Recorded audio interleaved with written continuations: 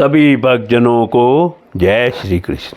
जड़ भरत ने कहा, राजन, यह जीव समूह सुखरूप धन में आसक्त देश देशांतर में घूम फिर कर व्यापार करने वाले व्यापारियों के दल के समान है। इसे माया ने दुस्तर प्रवृत्ति मार्ग में लगा दिया है, इसलिए इसकी दृष्टि सात्विक राजस तामस भेद से नाना प्रकार के कर्मों पर ही जाती है। उन कर्मों में भटकता भटकता यह संसार रूप जंगल में पहुंच जाता है। वहाँ इसे तनिक भी शांति नहीं मिलती है। महाराज, उस जंगल में 6 डाकू हैं। वणिक समाज का नायक बड़ा दुष्ट है।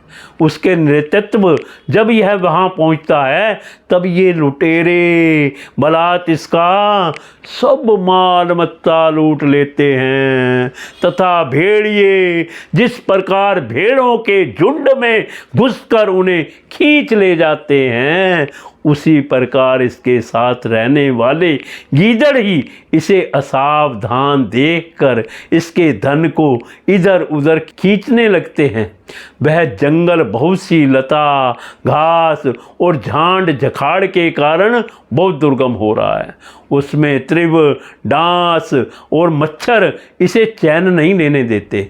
वहाँ इसे कभी तो गंधर्व नगर दिखने लगता है और कभी कभी चमचमाता हुआ अति चंचल अगिया बेताल आंखों के सामने आ जाता है। यह वणिक समुदाय इस वन में निवास स्थान जल और धनादि में आसक्त होकर इधर उधर भटकता रहता है। कभी बवंडर से उठी हुई धूल के द्वारा जब सारी दिशाएं धुमाच्छित हो जाती हैं और उसकी आंखों में धूल भर जाती है तो इसे दिशाओं का ज्ञान भी नहीं रहता। कभी इसे दिखाई ना देने वाले झींगरों का कर्ण कटु शब्द सुनाई देता है। कभी उल्लुओं की बोली से इसका चित्त व्यथित हो जाता है। कभी इसे भूख सताने लगती है तो यह निंदनीय वृक्षों का ही सहारा टटोलने लगता है और कभी प्यास से व्याकुल होकर मृग तृष्णा की ओर दौड़ने लगता है। कभी जलहीन नदियों की ओर जाता है। कभी अन्न ना मिलने पर आपस में एक दूसरे से भोजन प्राप्ति की इच्छा करता है। कभी दावा नल में घुसकर अग्नि से झुलस जाता है और कभी यक्ष लोग इसके प्राण खींचने लगते हैं तो यह खिन्न होने लगता है। कभी अपने से अधिक बलवान लोग इसका धन छीन लेते हैं तो यह दुखी होकर शोक और मोह से अचेत हो जाता है और कभी गंधर्व नगर में पहुंचकर घड़ी भर के लिए सब दुख भूलकर खुश तास्तान विपन्न मनाने लगता है। कभी पर्वतों पर चढ़ना चाहता है तो कांटे और कंकड़ों द्वारा पैर छलनी हो जाने से उदास हो जाता है।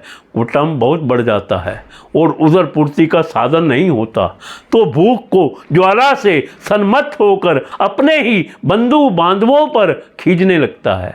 कभी अजगर सर्प का ग्रास बनकर वन में फेंके हुए मुर्दे के समान पड़ा रहता है। उस समय इसे कोई शुद्ध बुद्ध नहीं रहती। कभी दूसरे विषैले जंतु इसे काटने लगते हैं तो उनके विष के प्रभाव से अंधा होकर किसी अंधे कुएं में गिर पड़ता है और घोर दुखमय अंधकार में बेहोश पड़ा रहता है। कभी मधु खोजने लगता है तो मक्खियां इसके नाक में दम कर देती हैं और इसका सारा अभिमान नष्ट हो जाता है।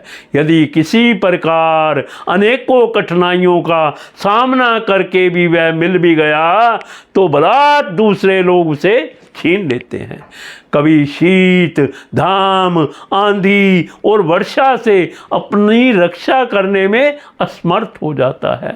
कभी आपस में थोड़ा बहुत व्यापार करता है तो धन के लोभ से दूसरों को धोखा देकर उनसे वैर ठान लेता है। कभी कभी उस संसार वन में इसका धन नष्ट हो जाता है तो इसके पास शैया आसन रहने के लिए स्थान और सैर सपाटे के लिए सवारी आदि भी नहीं रहती। तब दूसरों से याचना करता है। मांगने पर भी दूसरे से जब उसे अभिलषित वस्तु नहीं मिलती, तब पराई वस्तुओं पर अनुचित दृष्टि रखने के कारण इसे बड़ा तिरस्कार सहना पड़ता है। इस प्रकार व्यवहारिक संबंध के कारण एक दूसरे से द्वेष भाव बढ़ जाने पर भी वह वणिक समूह आपस में विवाह आदि संबंध स्थापित करता है और फिर इस मार्ग में तरह तरह के कष्ट और धन श्रेय आदि संकटों को भोगते भोगते मृतकवत हो जाता है। साथियों में से जो जो मरते जाते हैं, उन्हें जहाँ का तहाँ छोड़कर नवीन उत्पन्नों को साथ लिए वह बंजारों का समूह बराबर आगे ही बढ़ता रहता है। वीरवर, उनमें से कोई भी प्राणी ना तो आज तक वापस लौटा है और ना किसी ने इस संकटपूर्ण मार्ग को पार करके परमानंदमय योग की शरण ली है।